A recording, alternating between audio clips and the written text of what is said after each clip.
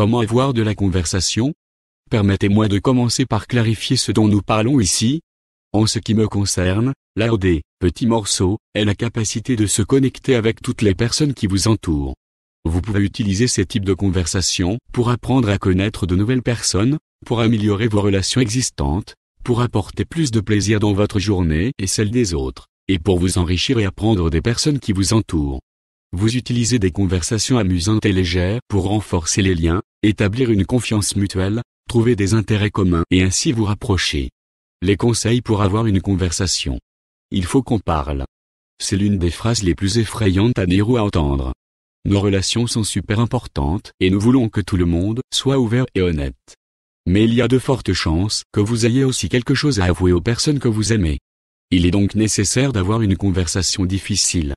Peut-être avez-vous été offensé pour un commentaire désinvolte de votre sœur, vous vous inquiétez du comportement de votre petite amie ou vous voulez discuter d'une erreur passée avec votre partenaire. Cela pourrait être n'importe quoi. Lorsque des émotions s'ajoutent, nous préférons souvent faire l'autruche plutôt que d'en dire un mot. Difficulté à avoir une conversation. Il ne comprendra probablement pas, elle se fâchera probablement, ou cela n'a pas d'importance à la fin.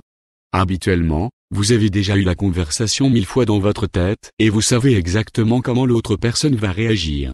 Mais devinez quoi, vous ne savez pas. Si vous évitez une conversation difficile, vous jouez en fait un spectacle et admettez que cela ne vous rend pas plus heureux non plus. Bien sûr, vous pouvez avoir l'impression de contrôler la situation, mais en fin de compte, il faut beaucoup d'intimité, de connexion et de succès dans votre relation. Prenez du temps pour la conversation. C'est un gros problème, alors traitez-la de cette façon. Demandez la permission à l'avance d'avoir la conversation et ne tournez pas autour du pot. Ce type de conversation se déroule généralement beaucoup mieux lorsque l'autre personne sait que quelque chose se passe. Et un bel effet secondaire, vous n'avez plus la possibilité de reporter la conversation. Par exemple, vous pouvez dire « J'ai un problème et je pense que cela pourrait prendre quelques minutes pour en discuter. As-tu le temps maintenant, ou plus tard? Pour que nous puissions avoir l'attention de l'autre ?» Amenez-la doucement. Essayez de rassurer l'autre personne afin qu'elle vous écoute. Essayez quelque chose comme « Je sais qu'il y a deux versions d'une histoire. Quelque chose me tracasse depuis un moment et j'aimerais entendre ton avis à ce sujet. Je suis désolé de ne pas en avoir parlé plus tôt, mais je veux pouvoir discuter de toi avec toi. Dites ce que vous pensez. Dites clairement ce qui se passe pendant la conversation. Par exemple, la dernière fois, c'est arrivé, j'ai vraiment détesté ça. Pour moi, c'était comme si j'étais seul. Tu ne te soucies pas beaucoup de mes sentiments. Tu ne veux pas passer du temps avec moi. Si vous êtes ennuyé par quelque chose, même si vous savez que c'est peut-être exagéré, dites-le. C'est le moment idéal pour dire ce que vous ressentez et dire que parfois vous avez peut-être exagéré. Avoir une conversation difficile s'accompagne de sentiments et vous devez les exprimer. Posez des questions. Vous avez raconté votre histoire, c'est au tour de l'autre. Demandez. Comment t'en souviens-tu? Comment était-ce pour toi? Ou qu'en penses-tu? Écoutez ce que l'autre a à dire. C'est tellement important quand on a une conversation difficile. Écoutez aussi attentivement que vous voudriez que l'autre personne vous écoute. Démontrez vos capacités d'écoute en résumant les choses pour vous assurer que vous comprenez. L'idée est que vous entendiez son histoire. Peu importe si vous êtes d'accord, mais vous devez comprendre. C'est aussi toujours une bonne idée de vous excuser pour votre négativité dans l'histoire.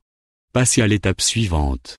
Ainsi, l'air s'est éclairci et vous avez appris quelque chose l'un sur l'autre pour que cet incident ne se reproduise plus. Élaborez un plan d'action au cas où ce problème ressurgirait.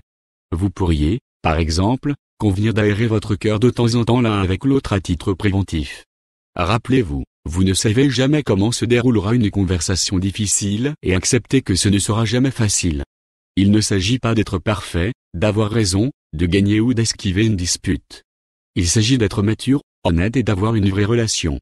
Que ce soit avec votre partenaire ou avec votre sœur. Oui, ça fait peur parfois, mais entendre l'autre côté de l'histoire ne fait que renforcer votre lien.